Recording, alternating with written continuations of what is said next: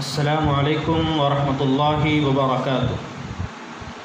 الحمد للہ رب العالمین والصلاة والسلام علی سید المرسلین سید الاولین والآخرین سیدنا ونبینا وامامنا وقدوتنا واسوتنا محمد وعلی آلہ واصحابہ وازواجہ وذریاتہ وبارک وسلم تسلیما کثیرا کثیرا، اما بعد۔ محترم ناظرین، آج آپ حضرات کی خدمت میں 15ویں پارے کی تفسیر اختصار کے ساتھ عرض ہے۔ پہلی بات جو آپ حضرات کی خدمت میں عرض کرنی ہے وہ یہ ہے کہ جو دوام ہے، جو ہمیشگی کسی چیز کو قائم ہے، تو وہ صرف اور صرف حق کو ہے۔ جب حق کا ظہور ہوتا ہے تو باطل چکنا چور ہو جاتا ہے۔ باطل کے اندر پائیداری نہیں ہے، باطل کے اندر استقامت نہیں ہے، وہ چند دنوں تک ابھر کر سامنے آتا ہے، پھر اس طرح پاش ہو جاتا ہے کہ اس کا کوئی ذرہ ملتا نہیں۔ جو حقیقی دوام ہے وہ صرف حق کو ہے۔ جب حق آئے گا تو باطل خود بخود پیٹ پھیر کر بھاگے گا۔ ایمان والا اس بات کو اچھی طرح ذہن نشین کر لے کہ حالات جو آئیں گے باطل کی شکل میں، ایمان والا گھبرائے نہیں، اس سے مرعوب نہ ہو، بلکہ یقین اللہ کی ذات پر رکھے۔ حق آئے گا تو باطل خود بخود ختم ہو جائے گا۔ حق اور باطل تاریکی اور روشنی کی طرح ہے۔ جب روشنی آتی ہے تو تاریکی کا جانا لامحالہ ہے، ضروری ہے۔ اسی طرح جب حق آتا ہے تو باطل کا چلے جانا بھی ضروری ہے۔ تو پہلی بات تو یہ آدمی سمجھ لے کہ حق اور باطل دونوں ایک ساتھ جمع نہیں ہو سکتے۔ جہاں حق آئے گا وہاں سے باطل پیٹ پھیر کر بھاگے گا۔ وَقُلْ جَاءَ الْحَقُّ وَزَهَقَ الْبَاطِلُ إِنَّ الْبَاطِلَ كَانَ زَهُوقًا۔ نبی پاک صلی اللہ علیہ وسلم کی زبان یہ اعلان کیا گیا کہ آپ فرما دیجئے جب حق آئے گا کہ حق آ چکا ہے اور باطل مٹ جائے گا، اور باطل تو مٹنے کے لیے ہی اور حق ہمیشہ قائم رہنے کے لیے ہے۔ پہلی بات تو یہ ہے کہ قائم رہنے والی چیز حق ہے، ختم ہونے والی چیز باطل ہے۔ دوسری بات جو عرض کرنی ہے وہ یہ ہے کہ قرآن کریم کا اعجاز، قرآن کریم ہر دور میں ہدایت، ہر دور کے لوگوں کے لیے رہنمائی کا ذریعہ رہا ہے اور رہے گا قیامت تک۔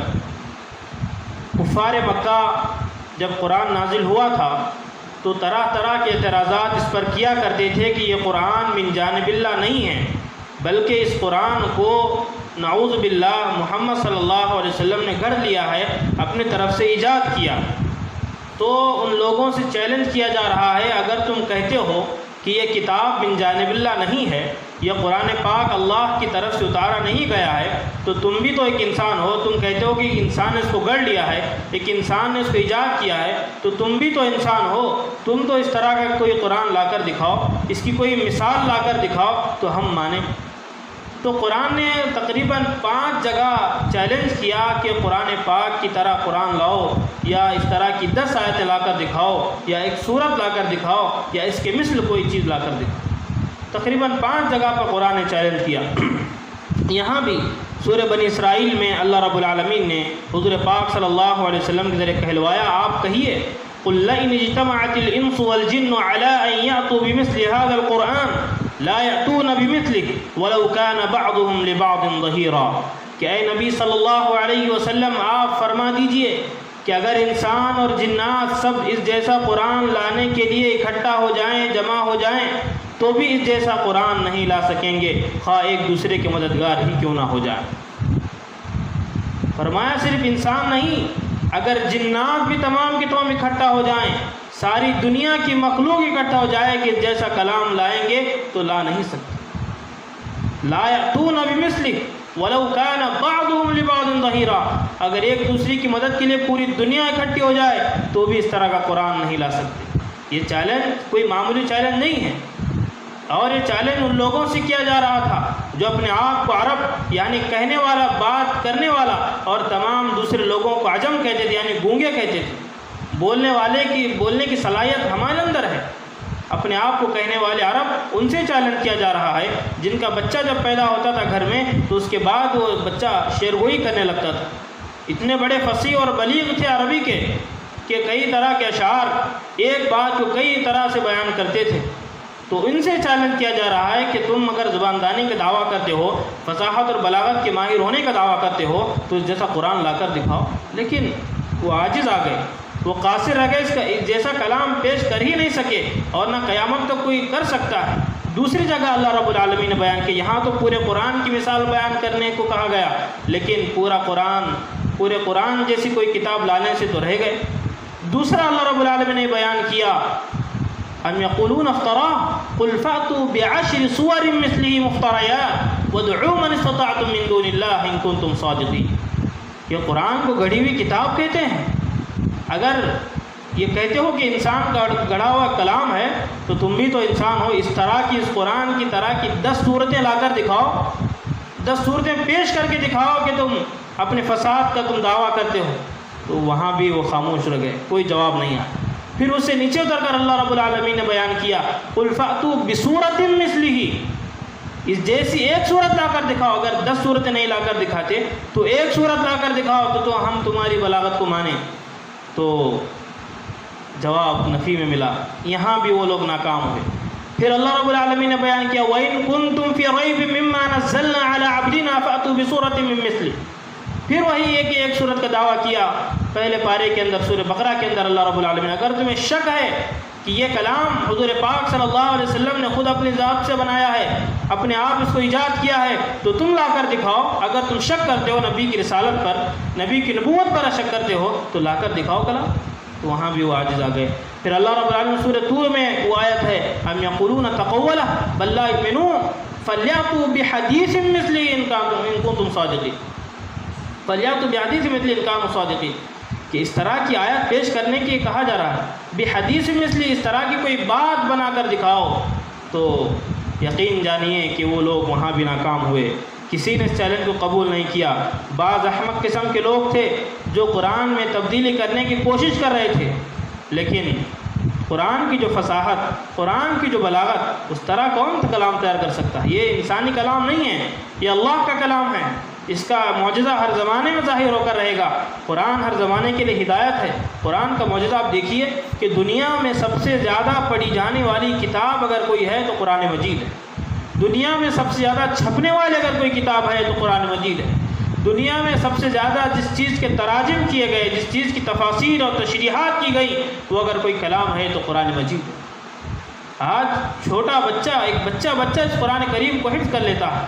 ہمارا یہ علاقہ، ساؤتھ کا علاقہ، کیرلا ہے، کرناٹکا ہے، تلنگانہ ہے، آندھرا ہے، یہاں بچے صحیح سے اردو بول نہیں پاتے، لیکن چھوٹے چھوٹے بچے پورے قرآن کو اپنے سینے میں لیے ہوئے، پورے قرآن کو حفظ کیے ہوئے ہیں، کہ جو بات کرنا نہیں جانتے، لیکن قرآن پاک کا یہ معجزہ ہے کہ چھوٹے چھوٹے بچوں کے دلوں میں محفوظ ہے۔ یہ قرآن کی معمولی کتاب نہیں ہے، اور یہ چیلنجز جو قرآن میں کیے گئے ہیں رہتی دنیا تک کے لیے ہے۔ قیامت تک کوئی بھی اس کی نہ کوئی آیت میں ترمیم کر سکتا ہے، نہ اس کے کوئی پارے میں ترمیم کر سکتا ہے، نہ کوئی صورت میں ترمیم کر سکتا ہے۔ جو ترمیم کرنے کی کوشش کرے گا اللہ اسے غارت کرے گا۔ انا نحن نزلنا الذکر وانا له لحافظون، اس کی حفاظت کی ذمہ داری اللہ نے لی ہے۔ اگر اس پر کوئی آنچ ڈالنے کی کوشش کرتا ہے تو پھر اللہ رب العالمین اس کو غارت کرے۔ آج اس بات کو سمجھ لیں کہ یہ کتاب من جانب اللہ ہے، تمام تحریفات سے پاک ہے، اس کی حفاظت کی ذمہ داری اللہ کی ہے۔ آدمی اس بات کو ذہن نشین کر لیں۔ دوسری بات جو سورہ کہف میں بیان کی گئی کہ انسان کی نگاہیں مادیت کی طرف نہیں بلکہ اللہ کی طرف ہونی چاہیے۔ اللہ رب العالمین ہی وہ ہستی ہے جو اس کائنات میں تمام قسم کا تصرف رکھتی ہے، اللہ کے علاوہ کوئی تصرف نہیں رکھ سکتا۔ اللہ نے چند اختیارات دیے ہیں انسان کو، اس کے علاوہ باقی تمام اختیارات اللہ کے ہاتھ، اور انسان جو بھی کرتا ہے وہ اللہ کے حکم سے، اللہ کی اجازت سے کرتا ہے۔ تو اس میں ایک قصہ اللہ رب العالمین نے بیان کیا 2 باغ والے کا۔ یہ وہ قصہ ہے جو تقریباً ہر وقت ہمارے سامنے آتا رہتا ہے اور بارہا دہرایا جاتا رہتا ہے۔ یہ ایسے شخص کی کہانی ہے جو ہر اعتبار سے خوش نصیب تھا، خوشحالی کے سارے سامان اس کے لیے مہیا تھے۔ اس کے پاس انگور جیسے لطیف و مرغوب 2 باغ تھے، ان کے چاروں طرف کھجور کے باغات تھے جنہوں نے اس کو اپنے گھیرے میں لیے ہوئے تھا۔ تو تمام قسم کی نعمتیں اللہ رب العالمین نے اس کو عطا کی تھی۔ وَاضْرِبْ لَهُم مَّثَلَ الرَّجُلَيْنِ جَعَلْنَا لِأَحَدِهِمَا جَنَّتَيْنِ مِنْ أَعْنَابٍ وَحَفَفْنَاهُمَا بِنَخْلٍ وَجَعَلْنَا بَيْنَهُمَا زَرْعًا كِلْتَا الْجَنَّتَيْنِ آتَتْ أُكُلَهَا وَلَمْ تَظْلِم مِّنْهُ شَيْئًا وَفَجَّرْنَا خِلَالَهُمَا نَهَرًا کہ اللہ رب العالمین نے دو باغات اس کو نعمت کی شکل میں عطا کیے تھے۔ دونوں باغات پھلوں سے لدے تھے، پیداوار میں کسی طرح کی کوئی کمی نہیں تھی، اور اللہ رب العالمین نے ان دونوں باغات کے درمیان ایک نہر جاری کی تھی تاکہ ان دونوں باغات کی سینچائی کا ذریعہ اور سینچائی کا سبب بنے۔ لیکن ظاہر بات ہے، جب آدمی کے اندر نعمتیں آتی ہے، آدمی کے اندر جب کوئی چیز آتی ہے، جب مال و دولت آتا ہے، تو پھر آدمی اترانے لگتا ہے۔ آدمی سمجھتا ہے کہ سب کچھ مجھے اپنے علم کی بنیاد پر ملا ہے، سب کچھ مجھے اپنے تجربے کی بنیاد پر ملا ہے، جو آدمی کی سب سے بڑی غلطی ہے۔ جو ملا ہے اللہ رب العالمین کی جانب سے ملا ہے، جو ملے گا اللہ رب العالمین کی جانب سے ملے گا، اور جب یہ چیز بندے کے اندر آئے گی تو بندے کی نعمتوں میں اضافہ ہوگا۔ اگر بندہ یہ سمجھے گا کہ میں نے کیا ہے، میرے علم کی بنیاد پر، میرے تجربے کی بنیاد پر یہ تمام چیزیں مہیا ہوئی ہیں، تو بندہ غلطی پر ہے۔ تو یہی غلطی اس شخص نے کی جس کو اللہ رب العالمین نے باغات عطا کیے تھے۔ اس کے اندر ایک مادی رجحان پیدا ہوا جو اکثر اہل حکومت، قومی لیڈروں اور قومی طاقت رکھنے والوں کے درمیان یا فوجی طاقت رکھنے والوں کے اندر ظاہر ہوتا ہے، لیکن یہ چیز اچھی بات نہیں ہے۔ ایک اس کے دوسرے ساتھی نے اس سے کہا، جو اس سے گفتگو کر رہا تھا، کہ دیکھ بھائی، یہ اترانے کی چیز نہیں ہے، گھمنڈ کرنے کی، تکبر کرنے کی چیز نہیں ہے۔ اللہ نے جو دیا اس پر شکر ادا کرنا چاہیے۔ وہ جو اس کا دوسرا دوست تھا، وہ صاحب ایمان تھا، معرفت الہی اس کو حاصل تھی، وہ سمجھ گیا کہ میرا دوست غلط راستے کی طرف جا رہا ہے۔ ہونا تو یہ چاہیے تھا کہ جن چیزوں کو اللہ نے اسے ودیعت کیا ہے، جو چیزیں اللہ نے عطا کی ہے، اس پر شکر ادا کرتا، ماشاء اللہ، لا حول ولا قوت الا باللہ جیسے کلمے کہتا، ولولا اذ دخلت جنت قلت ماشاء اللہ لا قوت الا باللہ، اس طرح کے جملے کہتا تاکہ اس کے باغ میں دائمی ہوتی، تاکہ اس کا باغ ہمیشہ قائم رہتا اور ہمیشہ خیر کا ذریعہ بنتا۔ اس شخص نے کہا جو بڑا متکبر تھا، ان ترن اقل منک مال وولد، یعنی یہ اس شخص نے کہا، صاحب ایمان شخص نے کہا کہ میں جو باتیں بتا رہا ہوں تم پر اثر نہیں کرے گی، تم مجھے کم مال والا اور کم اولاد والا سمجھتے ہو، جو کہ ہے بھی۔ تو اس سے بات معلوم ہوئی، مال کا کم ہونا، دولت کا کم ہونا یا مال کا بڑھ جانا، یہ اللہ کے نزدیک خوشنودی کی، اللہ کے نزدیک کامیابی کی علامت نہیں ہے۔ بندے کے اندر دنیا آ جائے یہ کامیابی کی علامت نہیں ہے، بلکہ بندے کے اندر ایمان آ جائے یہ کامیابی کی علامت ہے۔ جو کامیابی کی کنجی ہے، جو چابی ہے، وہ کیا ہے؟ ایمان ہے، وہ عمل صالح ہے۔ جب تک یہ چیزیں نہیں ہوگی، دنیا کی ساری نعمتیں ہیچ ہے۔ کوئی نعمت اللہ کے نزدیک کوئی معنی نہیں رکھتی، جو چیز معنی رکھتی ہے وہ ایمان ہے۔ ایمان ہے کہ ایمان والا اللہ کے نزدیک سب سے زیادہ قیمت رکھنے والا ہے۔ ایمان کے علاوہ کوئی چیز اللہ کے پردے میں بھاری نہیں ہو سکتی۔